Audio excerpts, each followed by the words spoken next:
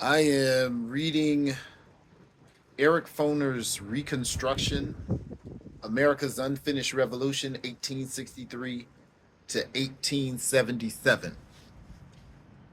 Part of the reason I'm reading that book is I'll be teaching Reconstruction this semester, spring semester. So in a couple of weeks, when I get back to the States, I'm still in wonderful, rainy, cool, was cold London. They're looking for a snowstorm really soon. But I wanted to touch on a couple of things I found, and this is in the introduction. If you have the opportunity, say you're not a strong reader, you get bored, whatever, just read the preface and or introductions to books that interest you. Any book that interests you, specifically history books, because obviously this is a history channel. But just read that. Read a paragraph at a time. But you will be surprised at some of the gems and jewels that you'll find just in there. And what I found was a particular sentence or two that I'm going to put on each syllabus that I do.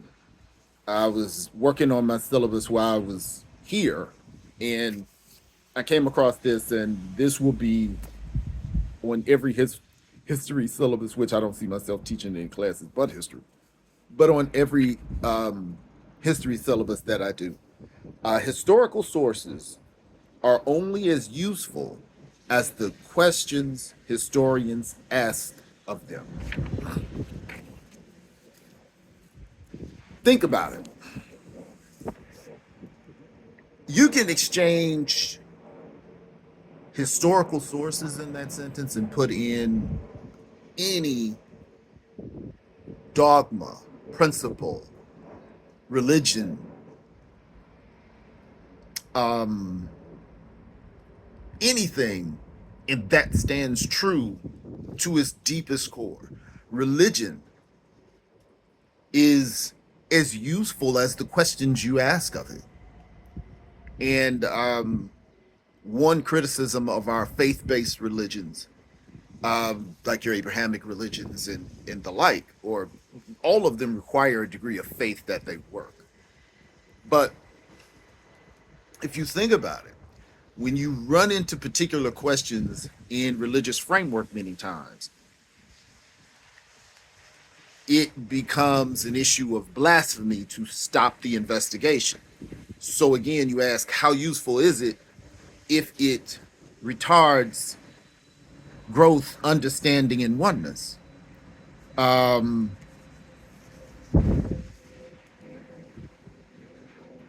there was another, any work of history is a product of the moment in which it's written. I was talking to a colleague about um, religious history versus academic history. And he had made a very good point. He had said um, both histories change quite a bit. So it is really hard to say one weighs more than the other, at least in his opinion. And the more we find academically, the more academic history changes. And the more we find in biblical history, the more biblical history changes. Now, I have some foundational challenges to that, but I can say the more that is found in academic history that could support religious history is it looks like it's starting to snow in jolly old England. The more you'll find, ooh, I gotta go in, it's snowing. The more you find that, ooh, that was quick. The more that you'll find that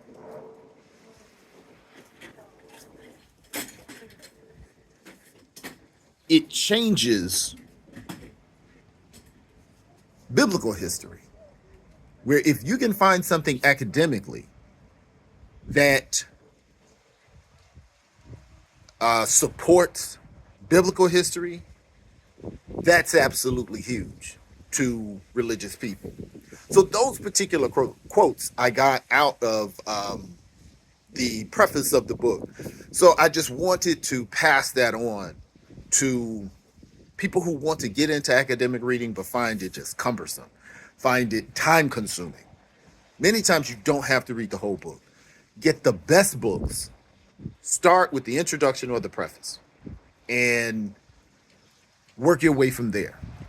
And there are some people who just read prefaces and introductions out of books to keep themselves abreast of information.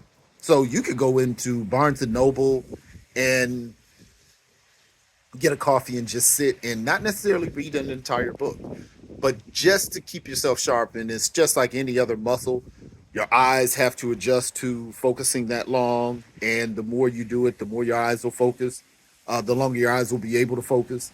You'll get better at it. You'll get faster at it the more you practice, just like anything else. So there's a trick for the reading. Stay on history.